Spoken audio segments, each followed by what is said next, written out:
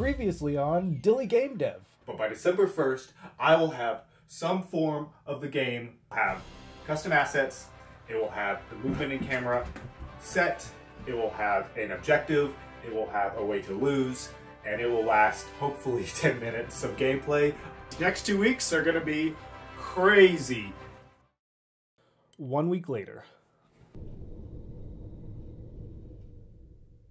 The next 2 weeks are going to be crazy.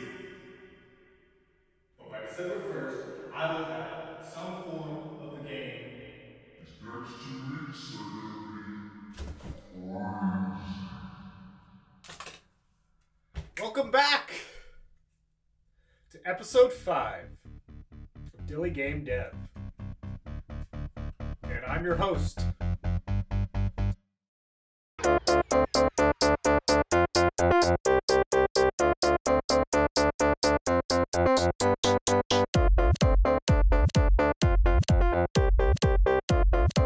Yeah, I did not do a lot last week. I didn't do f***ing shit. But I did go ice skating. Yeah, but I did implement some new things I'm really excited about. I have this new jump move, which switches the controls to the opposite side. So it gives the player more incentive to use all the keys rather than just sticking to one side when playing through. I started a new map, and this map is going to be done by December 1st, and it's going to be an actual playable experience that somebody could pick up, and I can tell them what to do, and they can play and tell me how terrible it is. I knew I wanted this level to be top-notch, so I made an expertly crafted game plan. And I made this kind of like maze map idea, and it sucked. It was terrible. But luckily, I was listening. I liked Phoebe Bridgers. She was there, helping me along the way. And so I started making a new map again. This time with walls. I got a very important phone call from my father. That's hard. I guess I go to Yumby. I'll go to Yumby's and get a fish taco. I had to do something I'm gonna really enjoy doing it, so I've really had a good time. Oh my god, there's so much to do.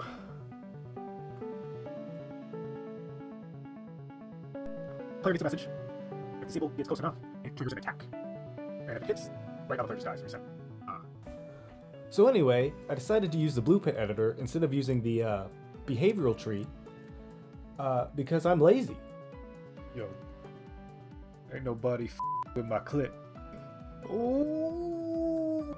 Yeah, so after a lot of trial and error, I was able to get the seagull to have a mind of its own, but not so much a mind of its own that it just flew off the map and left the game completely. The idea was to have the seagull patrol, and if it saw the crab, it would go in and attack, and if the crab got into a crab hole, it would go back to patrolling. Oh my god, it worked. Oh my god, it really worked. I kit bashed some cliffs together and spread them out all over the map. I added some shrubbery. You know, it's very important to get these details right so I can capture the immersion. And then I added a no swim wall, and you're not going to want to get past this wall because something's going to happen. So I went ahead and added the fancy sky, and I tried to get the atmosphere better, and I added a little music just to kind of test out the level.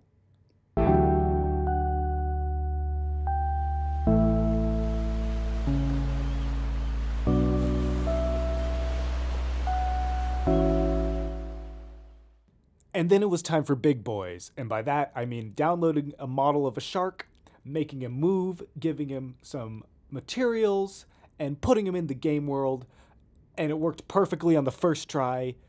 Just kidding, it took a lot of effort to just get the shark to go where I wanted him to go. He kept wanting to be a land shark. It was very intense when he was on land. It was a lot.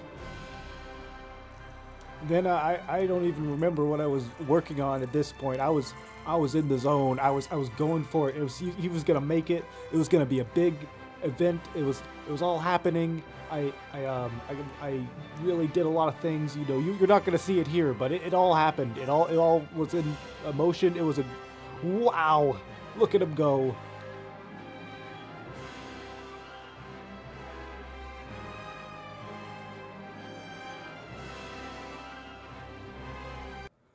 Oh look, new seagull animations. Nobody cares. Move on. I don't know about you, but your boy's getting tired, so I think it's time for a break. And so I decided to make a latte, and this is very important for game development, to be properly caffeinated and stimulated by the Cafe Bustelo, and you gotta mash it down real good. That's how you get the good flavor. Make sure you have enough water, and this is a little bit off the books, but I add brown sugar and chocolate syrup just a little bit before actually making the espresso. And I steam some milk because I'm classy. I'm a classy man. I know exactly how to steam milk without it spewing at me. And then it's just time to just make a little latte, you know? What is it gonna be? Well, it actually turned out to be kind of like a duck character facing forward, which is great. It's really good because actually a week prior, I had just started a painting of a duck.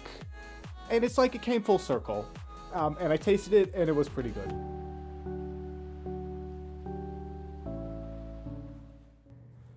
I added some step sounds to get that clickety-clack.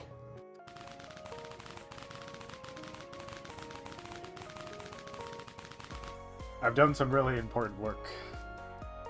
I didn't make the sandwich, but I did make this animation.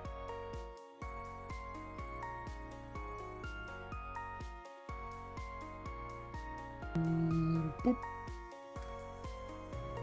So the sandwich will serve as a goal, a beacon of hope for the crab to strive towards. At the end of each level, he'll get a tasty sandwich on sand in the sand. And the game was working with no bugs at all. It was perfect.